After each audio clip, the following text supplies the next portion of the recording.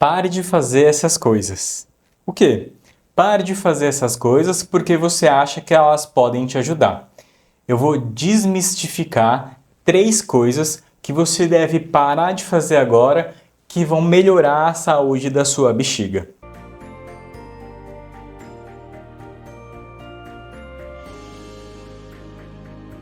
Eu sou o Dr. Renato, uroginecologista, e vamos ao que interessa. Número 1. Pare de lavar a sua vagina. É sério, pare de lavar.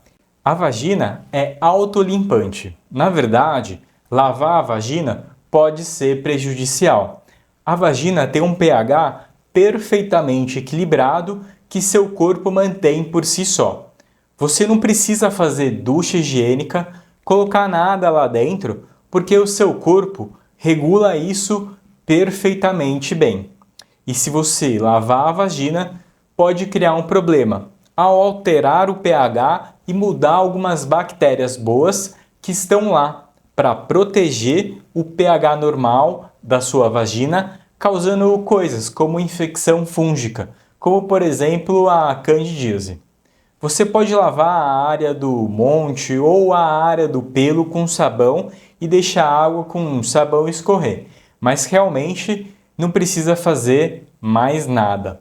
Lavando a parte interna, você pode deixar os tecidos secos e irritados e fazer com que você se sinta como se estivesse tendo uma infecção urinária ou sentindo algum desconforto durante a relação sexual. E então, eu sugiro fortemente a parar de tentar comprar todas as coisas sem receita que as pessoas fazem você sentir que precisa deixar a vagina limpa. Agora, se você tem um corrimento e ele estiver diferente ou cheirando mal, eu sugiro procurar uma consulta com o ginecologista para garantir que você não tem uma infecção. Mas caso contrário, você realmente não precisa fazer nada além disso. Então, quais são algumas coisas que você pode fazer se descobrir que a vagina é sensível e as coisas causam irritação bem rápido? Você pode usar calcinha feita 100% de algodão, porque os outros materiais podem irritar todos os tecidos ao redor da vagina. Além disso, tenha cuidado com o tipo de meia calça que você usa.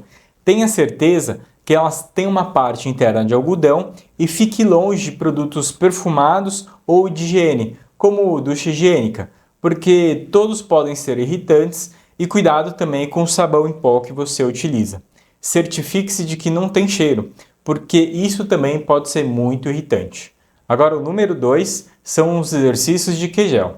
Os exercícios de Kegel são, na verdade, exercícios do assoalho pélvico para poder aumentar a força do assoalho pélvico. E eles têm um papel importante. Mas nem todo mundo precisa fazer exercícios de Kegel, por vários motivos diferentes. Um deles é que fazer exercício de Kegel nem sempre é tão fácil e muitas pessoas estão fazendo de forma errada. Então, quando eu digo a uma mulher que ela precisa fazer esse tipo de exercício, eu sempre sugiro procurar uma fisioterapeuta pélvica para poder orientar como é o jeito certo de fazer. E a terceira dica é não urinar sem se apoiar adequadamente no vaso sanitário. Eu entendo a sua preocupação com a limpeza dos banheiros públicos, mas se a gente observar alguns estudos, eles concluíram e relataram que o seu telefone celular é mais sujo que a maioria dos banheiros públicos. Portanto, não se preocupe com a limpeza do banheiro público de uma forma paranoica. Use uma capa de assento ou o que você precisar, mas é muito importante não ficar suspensa na hora de urinar. E a razão é porque a capacidade de urinar depende do seu assoalho pélvico, que deve estar relaxado para você urinar adequadamente. E quando você está suspensa ou agachada ou de uma forma inadequada para poder urinar, isso acaba fazendo com que o assoalho pélvico não esteja relaxado.